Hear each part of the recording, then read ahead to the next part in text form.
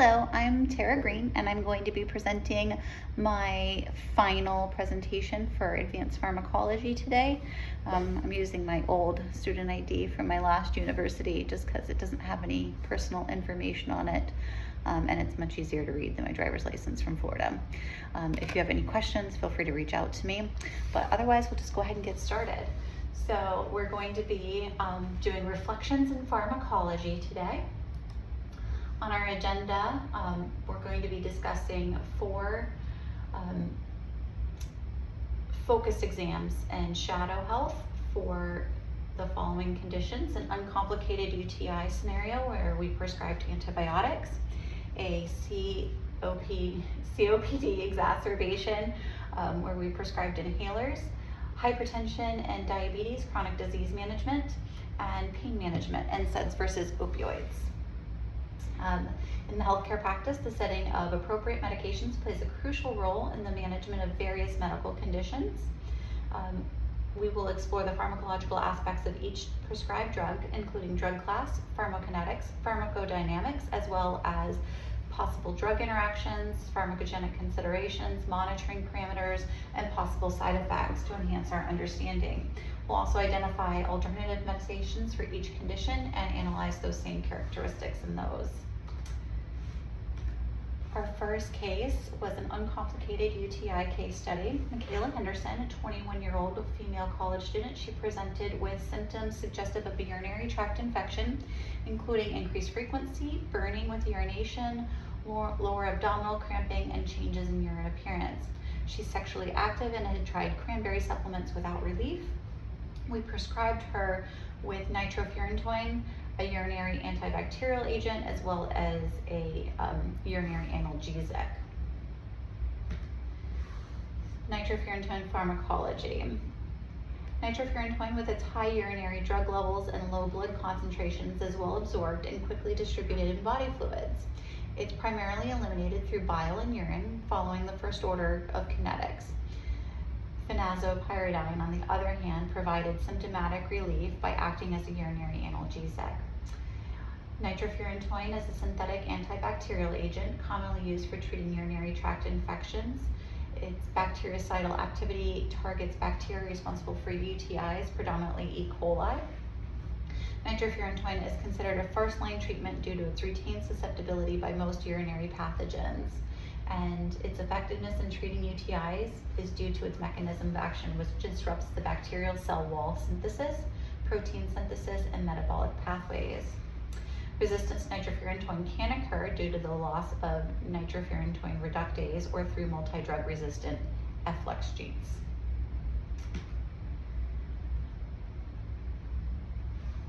Patient monitoring and teaching. Adverse effects. Nitrofurantoin can cause side effects such as nausea, vomiting, anorexia, and diarrhea. Patients with glucose 6-phosphate deficiency are at risk for hemolytic anemia with nitrofurantoin. Hypersensitivity reactions, leukopenia, fever, hepatitis, cholesteric jaundice, and acute pneumonitis can also occur, with symptoms resolving upon discontinuation of the drug. Chronic use may lead to interstitial pulmonary fibrosis and severe polyneuropathies affecting both sensory and motor nerves. Patient monitoring. Regular monitoring of renal function, hepatic enzymes, and complete blood counts, and assessing for signs and symptoms of pulmonary toxicity and neuropathies during treatment. Teaching and drug interactions. Educate patient on potential side effects and report any concerning symptoms. Potential drug interactions with acetyl salicylic acid, aspirin, bleomycin affecting excretion rate, and there's an increased risk of hyperkalemia with concurrent use with acetabutol and other related drugs. It's not recommended for patients with significant renal impairment or azotemia, and it's contraindicated in pregnant women and neonates. Cautious use in aged patients greater than 65 years due to increased risk of pulmonary toxicity. The alternative that we found for nitrofurantoin, if that had not been, if her E. coli had not been susceptible to that, would have been ciprofloxacin. Ciprofloxacin is identified as the second best antibiotic for acute uncomplicated cystitis in women. 250 milligrams twice a day for 3 days showed superior clinical and microbial cure rates compared to Bactrim. It is rapid and efficient absorption, excellent tissue penetration, bioavailability, fasting individuals showed a higher peak concentration and shorter absorption times, and it had a low protein binding and extensive tissue distribution. It exhibits a wide range of gram-positive and gram-negative bacteria, including Staphylococcus, Streptococcus, Enterococcus, such as E. coli, which is our suspected organism for Mrs. Henderson. Patient monitoring and teaching. Interactions, monitoring and teaching for Ms. Henderson would include dosage adjustments for renal impairment, symptoms of tendinitis, mental status changes, and hepatic function throughout treatment should be reported to providers right away. And her education would include taking this medication with food to prevent GI distress, avoiding antacid or spacing doses appropriately to ensure optimal drug absorption, and adhering to prescribed dosages and reporting any adverse effects promptly for close monitoring adjustment. Our second case study was Mrs. O'Connor. She presented with complaints of worsening dyspnea in the setting of known COPD. She was still a current smoker and taking a LABA inhaler with inadequate control. We wrote her new prescriptions for a LAMA, which she would take in combination with her LABA inhaler, as well as a rescue inhaler and bupropion for smoking cessation. Mrs. O'Connor, it's evident that she's struggling with worsening COPD symptoms, recent bronchospasm episodes, and a desire to quit smoking. Her productive cough with dark gray to yellow sputum coupled with smoking history, 37 pack years, indicates a significant impact of tobacco on her respiratory health. Her attempts at nicotine replacement have been unsuccessful, leading her to seek new strategies to quit smoking. Her FEV1 readings, 49% and 53%, predicted values suggest a decline in lung function over time, highlighting the progressive nature of her COPD. Key considerations for Mrs. Connor would be initiating appropriate COPD treatments, optimizing smoking cessation efforts, addressing her vaccination status for pathogens like bacterial pneumonia, RSV, and COVID.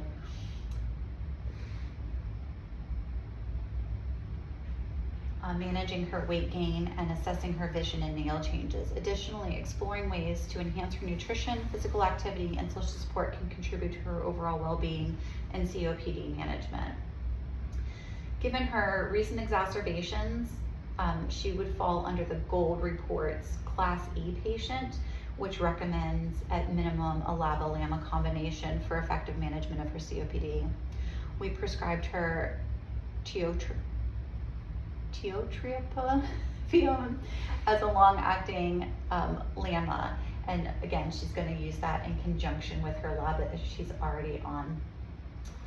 We would collaborate with her to implement this strategy alongside with supportive medicine measures for smoking cessation, lifestyle modification, and disease control for symptom management. Pharmacology for her long-acting bronchodilator. The use of a LABA in patients with COPD has shown to have significant benefits in reducing exacerbations, improving lung function and quality of life, as well as reducing respiratory and cardiac morbidity. Additional studies have demonstrated the efficacy of LABAs in slowing disease progression, increasing exercise tolerance, decreasing hospitalization, and improving lung function in COPD patients. Combination therapy involving LABA and LAMAs have shown improved quality of life and lung function in patients with moderate to very severe COPD. In terms of distribution, her new inhaler demonstrates slow plasma clearance and mainly binds to lung mucus receptors. Metabolically, it undergoes minimal metabolism via ester hydrolysis, yielding inactive metabolites. Renal elimination is the primary route for excretion, with prolonged half-life of about 5 to 6 days. Because of its long half-life, it is able to only be used once daily and still have effective control. In terms of safety, it's very well tolerated in COPD patients, with common anticholinergic side effects such as dry mouth, constipation, and dysuria being the most commonly reported side effects. Again, touching on her patient teaching, adverse effects would include commonly pharyngitis, dry mouth, cough, and headaches. Less common, insomnia, cataracts, and dysuria.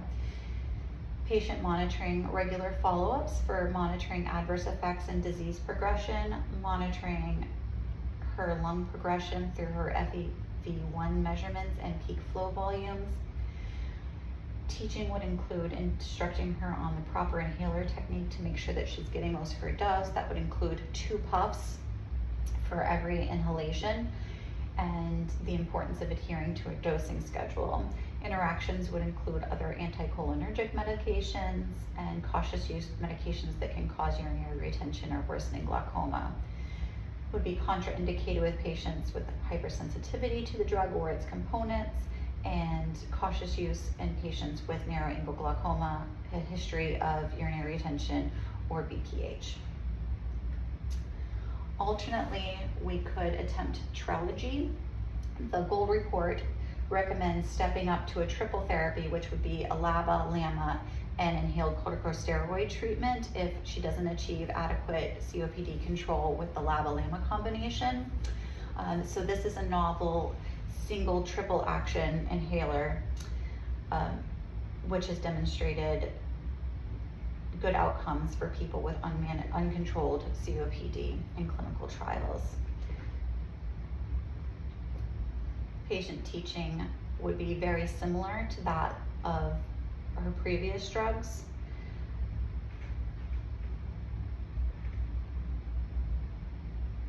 But also could contribute to some of those other symptoms associated with the inhaled corticosteroids, including candidiasis or tachycardia, and it would be contraindicated for patients with a history of reactions, including anaphylaxis to milk proteins or lactose.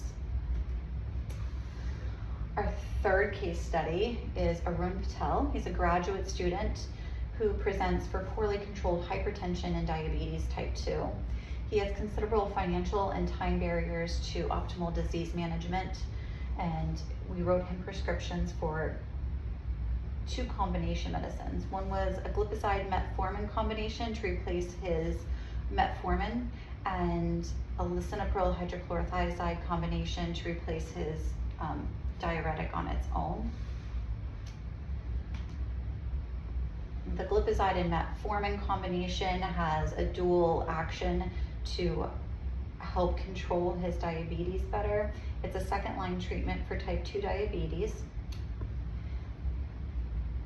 and it was developed to deliver MTF and metformin glipizide in a sustained and synchronized manner. The formulation includes sodium hydrogen carbonate as a pH modifier to enhance glipizide's release, and ethyl cellulose as a release retardant to mitigate the burst release of metformin. A 2-factor, 3-level face-centered central composite design was employed to optimize formulation and evaluate its impact to the drug release profile. The EOP tablet exhibited controlled release behavior with relative bioavailability of 99.2% for metformin and 99.3% for glipizide compared to conventional tablets.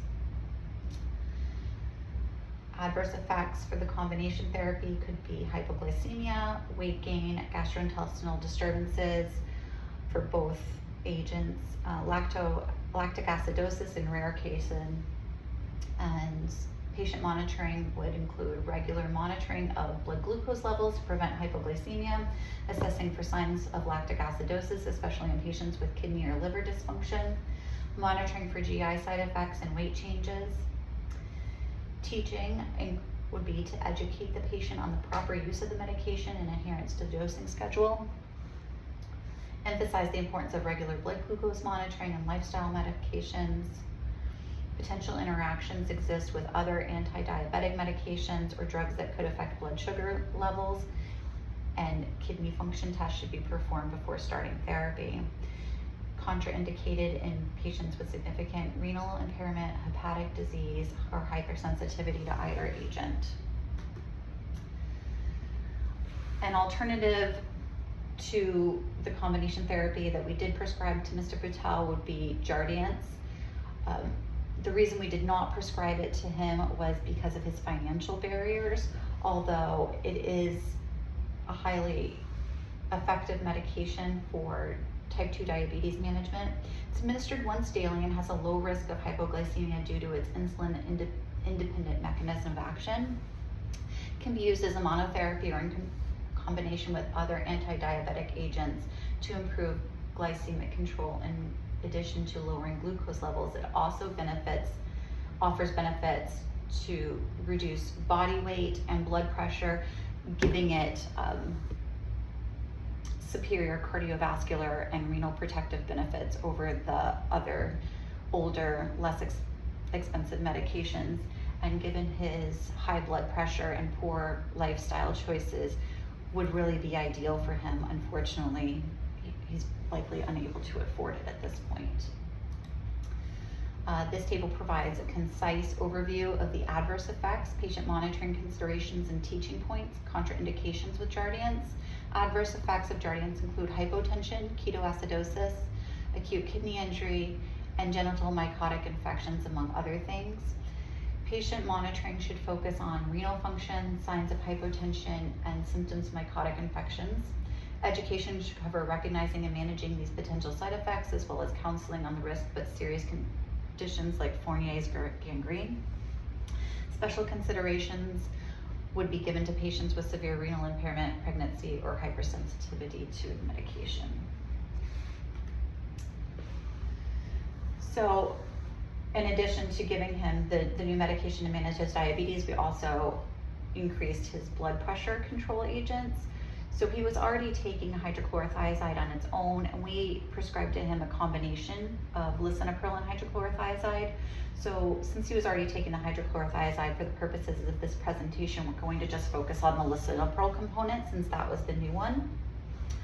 Lisinopril acts as a competitive inhibitor of angiotensin converting enzyme, so it's an ACE inhibitor, preventing the conversion of angiotensin 1 to angiotensin 2, ultimately increasing serum renin levels. Pharmacokinetically, lisinopril is absorbed independently of food and excreted unchanged in the urine, demonstrates low bioavailability, resulting in an elevated serum potassium. Additionally, inhibition of ACE by lisinopril removes the negative feedback on renin activity, ultimately increasing serum renin levels. The drug does not bind to proteins, showing poor distribution in patients with heart failure. Lisinopril is available in various oral formulations with doses ranging from 2.5 to 40 milligrams daily, and it should be adjusted for pediatric or renal impaired individuals. So again, as we said before, adverse effects include hyperkalemia. A very common side effect that patients experience with ACE inhibitors is a dry cough, which can also lead to angioedema. Cough usually resolves within 1 to 4 weeks after discontinuation, and there can be kidney insult associated with this drug. Drug interactions include diuretics, anti-diabetics, NSAIDs, RAS blockers, lithium. Contraindication in patients with a history of hyperkalemia or angioedema or bilateral renal artery stenosis. Patient monitoring, evaluate after the first dose for hypotension, monitor serum potassium, blood pressure, and renal function. Cautious use in patients with high potassium diets or taking other hypotensive agents. An alternative to lisinopril could be valsartan, which is an ARB.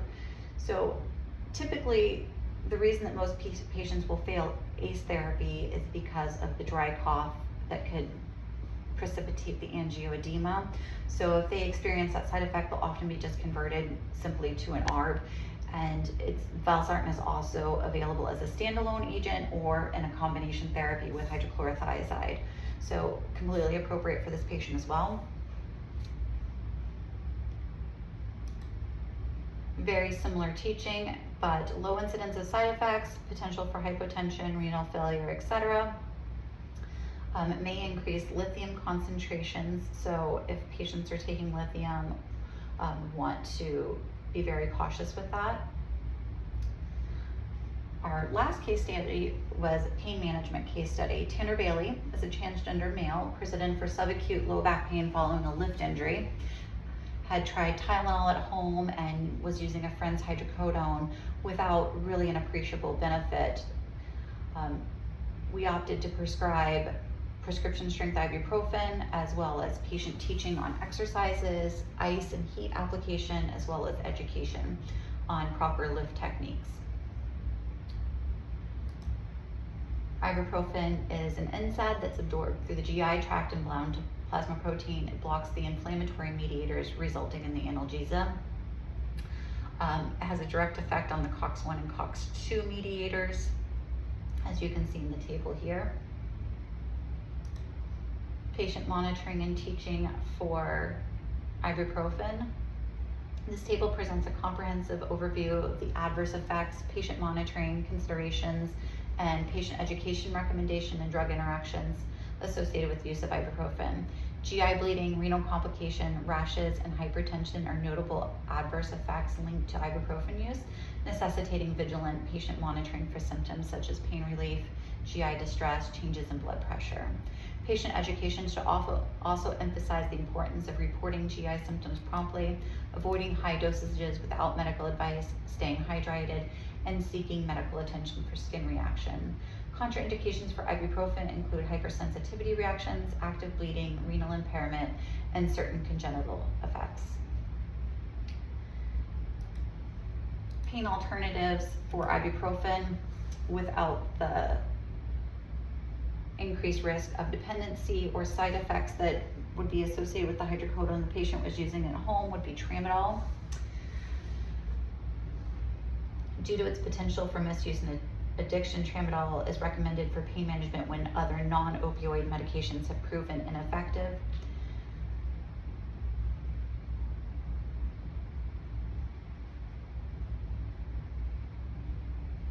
Tramadol is often used off-label for conditions like restless leg syndrome and when other treatments have failed as well. The mechanism of action tramadol involves its binding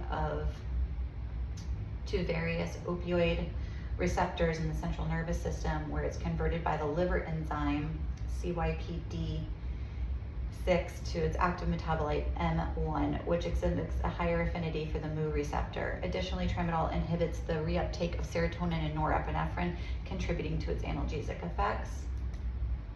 This table summarizes the adverse effects, patient monitoring recommendation, and education points. Through vigilant monitoring and patient education, healthcare can ensure safe and effective tramadol administration and optimize outcomes. So in conclusion, the careful selection and understanding of medications are an essential component of effective patient care and treatment outcomes.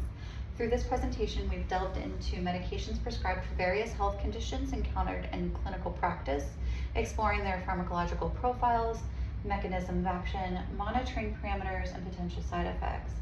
By considering alternatives and incorporating evidence-based practice guidelines, healthcare providers can make informed decisions that align with the most current recommendations for each condition. It's imperative for healthcare professionals to stay updated on the latest research and guidelines to ensure optimal patient care and outcomes. Embracing a patient-centered approach that encompasses medication management based on the individual needs and evidence-based practice is key to delivering high-quality healthcare in clinical settings. If you have any questions or any feedback, I encourage you to reach out to me by email. I'll be available for your questions. Thank you.